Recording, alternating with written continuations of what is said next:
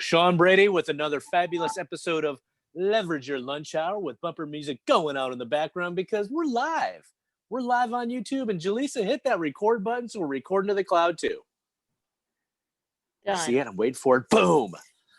Ask and you shall receive. Ask, and you shall receive. All right, so we're talking fun stuff that I think is fun anyway, and it didn't used to be fun, and that's saving money. Well, I always liked saving money. I just always found a better way to spend money, and I just kind of anytime I had money in my wallet, especially if I cashed a paycheck or knew that I got paid, it was party time central. It's good stuff. Spend and shopaholicism. It was certainly rampant in my past life. Oh, yes, but not so much now. I still enjoy it, but now we're on a budget. So I wanted to give people out there a little sense. And Jaleesa, I asked you, and I know I got you started to think about it. And we had Josh in the background at Medici. So a big shout out to Medici Media Space for always being in my back corner. Even if I haven't figured everything out the way I exactly want to do it, we're doing it anyway. Jaleesa, how are you, my dear? I'm doing great. How are you doing, Sean? Pretty fabuloso. Excellent. We got sunshiny day. It's October, early October, and it warmed up. I'm sitting out on my back porch, and it's almost a little hot. Dare I say hot today? I agree. Yeah. Kind of unexpected. I thought it was going to be cool all day, but here we are. But now we're talking money, not the weather. So, money smarts, and specifically saving a couple things. I have a couple tips, but when you think of saving money, what's the hardest thing for you? Ooh, the hardest thing for me is when you create, a budget in your head. You're like, all right, I'm only going to spend this much. And then you go out and you see more things you want to buy. And you're like, blow the budget, or just, just expand blow the budget. Slowly keeps getting bigger. And then it's not a budget anymore. No. We're just spending money at this point. Yes. Our consumerism has taken over. Yes, well, that happens to everybody, right? And a couple things, would it help if you had more money to spend, or is it a sticking to your budget thing? I think more money to spend. Yeah? I think really I still need to develop the discipline of sticking to my budget. Yes. Well, I love Dave Ramsey stuff and Financial Peace and a lot of his things. And I remember reading one of his tips was on food because, I do Brady Eats. So it's all about food, right? The food experience. Right. But in all my studies and research and things like that, we end up as Americans, certainly, but I don't think it's just limited to us. We overspend on our food and grocery bill. Mm-hmm. Would you agree or disagree with that? Agree. Right. And I just don't mean eating out, but I mean, even on the groceries, I think statistically speaking, we throw out something at least a third, if not higher, 40% of everything we buy. And it's wasted. It goes to the trash. It spoils. We don't eat it. We cook it and then don't eat it. Right. And, so if you think of it that way, whatever we're spending on groceries or food, it's kind of just going in the trash. We're kind of just burning dollars. Would you agree with that? Thanks. Correct. I know you're multitasking, but thanks for playing anyway. All right, so here's my couple of 3 tips that I have. So one is just to get a sense of your budget, right? And what I mean by that is really you just got to track what you're spending, right? Because if you have no idea what you're spending on a regular basis, correct. We have no idea. So, the easiest way to do it, some people say track it for a year. Other people say track it for 12 months and then multiply that by 12. But you don't even have to get that crazy. Just do it in between your pay periods, right? Because everybody gets paid either weekly, every other week, or a couple times a month, right? But that's going to give, if you just track in between pay periods, that's the best way to gauge what you're actually spending on, right? Correct.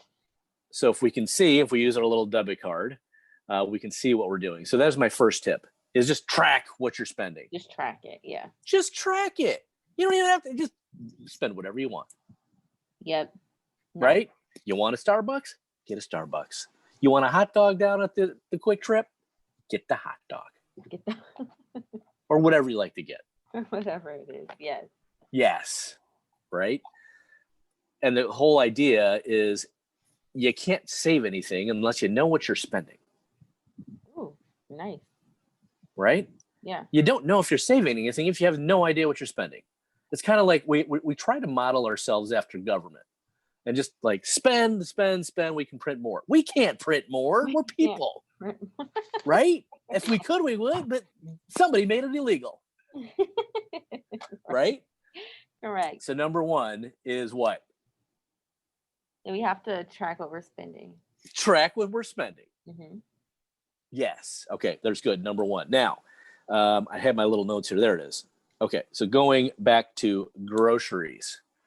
So I talked about how we're, even if we're just, we're being really smart, really frugal, not going out to eat that much, which is kind of hard to do with COVID times. It's like we want to get out, we want to have a little something, but, restaurants are in a tough position right now, right? And even if they offer us great deals, do you really want to go out as much as before? Nah.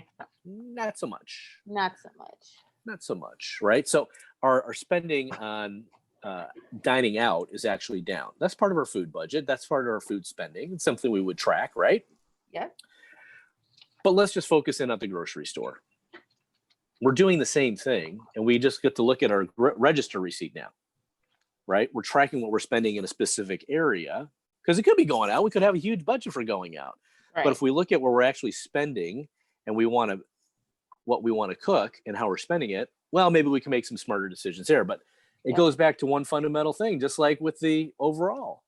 Before we can have a budget, we got to know what we're spending. Exactly. Same thing at the grocery store. Exactly. Right? You know what you like to eat. And the other, like psychology tells us that I think it's something crazy like 88% of the things that we buy are the same things. It's very repetitive and very habitual. Yeah. Isn't that crazy? Yeah. Like it even goes down to, they didn't just talk about this with your grocery shopping habits, but like even the route you take to work deviates very little. It's just out of habit. It's habit. Yeah. This is the easiest way to do it. Why is it the easiest way? Because that's what I know how to do. Because that's what I know. Exactly. I don't have to think about it. You don't have to think about it. It's the easiest thing on my brain. I even know when I go to the same grocery chain, but just a different location, it messes me up a little bit and I end up spending more because I don't know where everything is. And then I see that extra thing. It's like, oh, I'm not just in and out. I might need something else, even if I'm not hungry. Right? Mm-hmm. Right? Mm-hmm. So that's tip number 2 is know what you're spending on your grocery bill. Nice. Now, what do you think tip number 3 is going to be? So we did tracking your spending, knowing how much you're spending on groceries. Well, once you do those 2 things, that's when you can create the budget. Now create your budget. That's right. Because now you have a baseline. You know what you can do with it. Yep. Right. And that's where you can really begin to save and play because you know the things that you're going to get aren't going to deviate that much. Like 90% of them are going to be the same. Correct. Right. So now you know what to look for. You know what to, and it's mentally easier because you do this, right? We all do this. It's like, oh, that thing that I like is on sale. Maybe it's time to get another one or a couple of them or stock up on them. Right. I know I do. Yeah. Right. We have some dairy issues in our family. So we get the shelf stable, like a rice milk or almond milk, sometimes oat milk. And those things ain't cheap. No. And it's like, well, we could make our own. Yes, there's an argument for that too. Right. But then we lose something in the convenience factor because, it's not immediate gratification. It doesn't taste quite the same. It might be better for us, but if it doesn't taste good, then we might as well just drink water. Exactly. It's a waste of money. Well, when I just bought one of these rice milks and it saved like something like 28% when it was on sale. Oh. I know. So I bought as many as I could, that my budget allowed. Yeah. And it's like, whoa, it's like, get that. Get that. Yeah. And like, it sounds a little weird, but I bought 12. And by buying 12, I saved $11. Wow. I know. Isn't Wow. that crazy? Yeah. It's nuts. But it was more specifically, I didn't have to worry about coupons. I didn't have to worry about, you know, doing all Yeah. this other stuff. It's like, what's the easiest thing in my mind? You know, that was the easiest thing for me. Now, other people love to clip coupons. I used to love clipping coupons. I had a roommate in college. You know, Kurt, I know Kurt's going to see this, and he's going Shout to out laugh to at me. He's Kurt. like, he totally cut coupons all the time. He's like, he spent an hour cutting coupons and, you know, Oh save like my $5, right? gosh. Yeah. Now, I'm not dissing on that. Yeah. I just found that to be not the best thing, because what I would actually do is I'd buy things, even if it was free, I'd buy stuff I would never use, and then I'm throwing it away, and that's wasteful. Got you. Right? Yeah. And that's like more, it's like, oh, this wasn't that. I tried it, didn't like it. Garbage. But now, you know, I'm a little older. I know my routines and habits and stuff like that. So if I get most of the stuff the same, that's where I can really save the most on for myself. Yes, exactly. That's the thing. How are those tips so far? Those tips are great. I was gonna say, I like that you're always bringing it back to that. It's not about like a certain a specific outline for a budget or how you get there, but it's just really diving into your own individual spending habits and what your lifestyle is like. You can't be more you if you're not true to yourself. Yes, be more you. Right? Yes. That's all it is. And it's personal finance because it's personal. And your budget's going to look a lot different than mine. You don't have to worry about kids and somebody else to cook for it yet. And our tastes are different. You got, you know, we eat at different times of day. We eat different foods. You could eat like, you know, totally, you know, some people are vegan, some people are not. Some people are all whatever. We'll have different wine regimens for their day. Yes. Exactly. But even the wine is the same thing. I try that. I have a little rating system so I know what I like, you know, if I'm going to buy it again or not. Oh, nice. And I buy it according to but budget is a factor. So it's not just what I drink, but it's like, you know what? If it's $6 a bottle and I like it, well, that's higher up on the scale. Yep. I know some people don't agree with that, but I got to put budget in mind. This is your budget, Sean. It's all personal. I know Josh in the background has a different type of wine budget. He does. He just buys the stuff that he likes, and that's fine too, because it's all personal. And I like drinking his wine too. Exactly. It's all good. All right. I'm sure I have a question lingering out there. Did you have a question? I don't have a question. Then this is so easy. This is an easy episode. I hope that made a difference for everybody out there. I'm Sean Brady. This is Leverage Your Lunch Hour. Is there anything else I'm forgetting to say?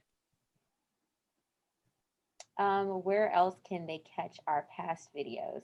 Oh, good question. So really easy to find. If you hashtag Leverage Your Lunch Hour or hashtag Money Smarts, just go on to YouTube. Google my name, Sean Brady. I'm not the MMA fighter. I'm not the baseball player. I'm not the Pope, and I'm not the Cardinal. It's actually not the Pope. There was a Cardinal, and then there was a Irish soccer coach too. So all these different Sean Bradys out there. I'm not even the one who's an Irish folk singer who actually has the URL Sean Brady. I'm Sean J. Brady, and this is Leverage Your Lunch Hour with the fabulous Jaleesa Powell, media coordinator in the background, and Medici Media Space in our corner, helping us along as we navigate this crazy fun world of social media. All right, that's what I got. And I always say, we may not see you in person, but we'll always see you right here on social media. Thanks for watching.